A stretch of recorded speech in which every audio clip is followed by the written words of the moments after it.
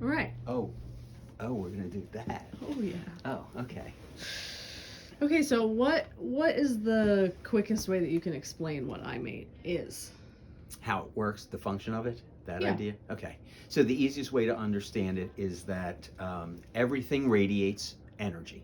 Everything does, right? Whether it's inanimate or adamant, whatever we think of, everything's radiating. If everything's radiating, when two things come into contact with each other, it's that information that the body first responds to. The way this works is it sends information to the cells. The cells have a response to those frequencies, to those vibrations. That sends information back to the computer, and the computer designates those frequencies as different things, because definitions are just for our mind. The body doesn't understand a definition, but we have to put something to it. So it's the idea of being able to have those two frequencies interact with each other and get information from it. It either rises or raises my electrical energy, it's neutral to my electrical energy, or it drops my electrical energy. Those three things is really what it's looking at, and we're constantly looking to raise the electrical energy on a substance. That means that I don't have a sensitivity to it. The other quick way to understand it is I'm a radio station and everybody's an antenna, and I'm sending information out to the antenna picks that up, and you can hear certain music, right, or talk radio. Mm-hmm. It's the same concept, except it's going through the biofield. The idea that we're all connected with this particular field, and that we can access that no matter distance and time doesn't have anything to do with it. So it's literally just a frequency that the cells react to. So what does it do? Well, you kind of answered that. I'm thinking. It's new information to the body. And then I had someone ask me today, well, okay, how much of this information do I get? How long will it last? If there's things I can do to break it. And the answer really is, it's not the machine that we need to ask.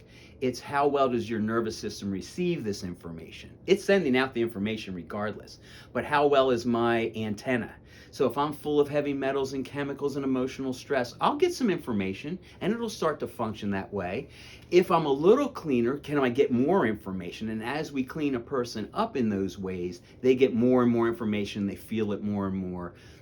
So it's really that idea of not what does the machine do in regards to can I get these frequencies. It's about, well, how well does your nervous system receive these frequencies, and how many blockades are we up against? Right? If I'm sitting in a room with 5 cell phones and all kinds of computers, how much of this information am I getting? I don't know. Does that affect the body's ability to take in new information? So when I work with folks, I like them to be as clean as possible, maybe set their cell phone aside, right? They're sitting in their living room or whatever, or they're in the clinic, and now we know, okay, there's not a lot of background noise for the system, and we're going to send information to the body, and let's just see how it responds to that. The biggest reaction I have with folks when they first do it is it makes them a little tired. And I really think that's because there's all this new information being downloaded into the system. And then usually within a day, they're like, okay, that was interesting, that was fun. Maybe I feel lighter, maybe I feel better, maybe my digestion's better. And it's a matter of compiling that over a period of time where the body starts to understand, oh, this is just new information coming at me. Well, what's the body do with new information? It takes that and it creates a physical reality around it. It takes that information and it goes, oh, I'm no longer sensitive to wheat, for instance, or to whatever I might be dealing with, because the body has that information now instead of being blind to it.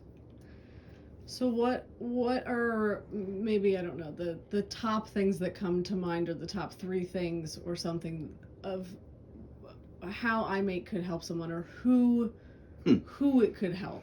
Is this allergies? Is it sensitivities? Is it? Well, there's so many panels. So yes, allergies is a big part of it, sensitivities to foods and other elements that we're exposed to. So it definitely looks at our whole environment.